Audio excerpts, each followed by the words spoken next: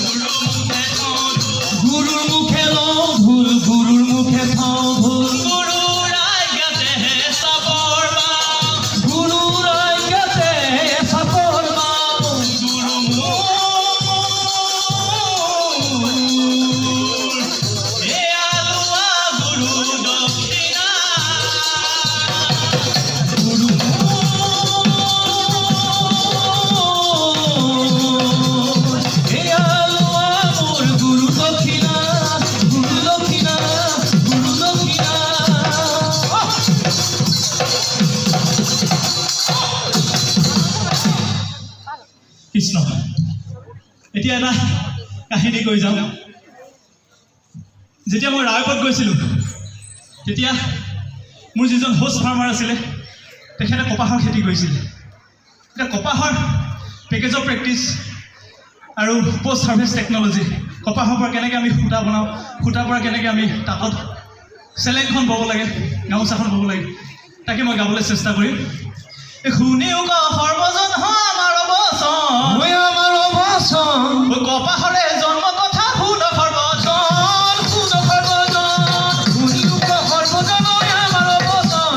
কপাহৰ জন্মৰ কথা বিশ্বামিত্ৰ ঋষি বোলেহে জয় কৰ কাৰণ যুগ বোলেহে কপাহ গুটি কৰিলে স্বৰ্জন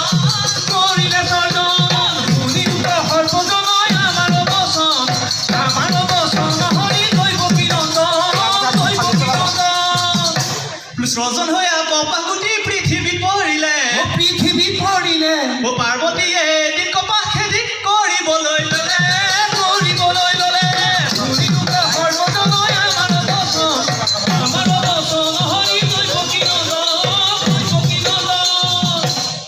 ভেটি কৰি গুটি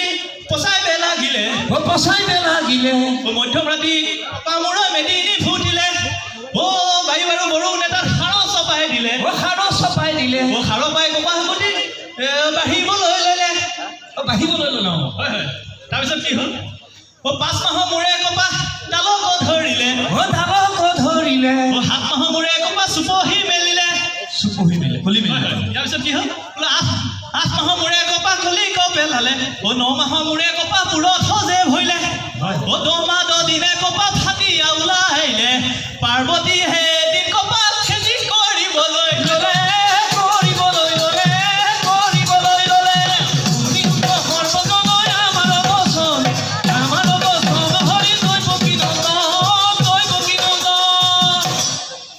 পাৰ্বতীয়ে কপাহ টুকি আনিছে টুকি আনি সেই কপাহ ৰ'দতে শুকালে নেওঠনি নেঠি টাকুৰি সূতা কাটি সূতা উলিয়ালে হয় হয় এতিয়া মোৰ যিগৰাকী হোষ্ট ফাৰ্মাৰ তেখেতে বোলে তাঁতশালখনৰ বিষয়ে মোক সুধিলে তাঁতশালখনৰ বিষয়ে মই এতিয়া কেনেকৈ তেওঁক কৈছোঁ তাকে মই কৈ যাওঁ বজাৰতে সূতা পাবা ঘৰত আহি সিজাই ল'বা পিছদিনাখন হ'ব পুৱা মুখত এখন সোমাই গোৱা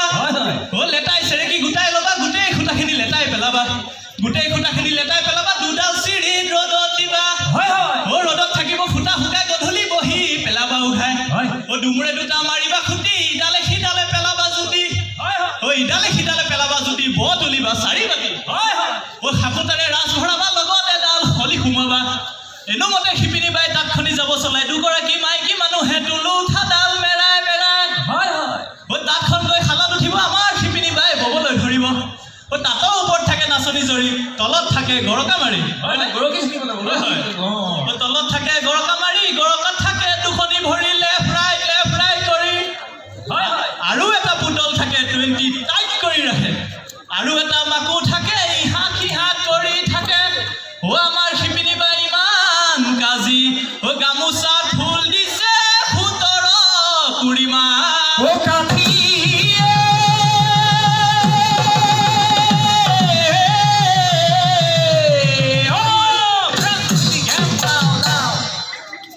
কপাহা টুকু টুকু বাইদেউ কপাহা টুকু টুকু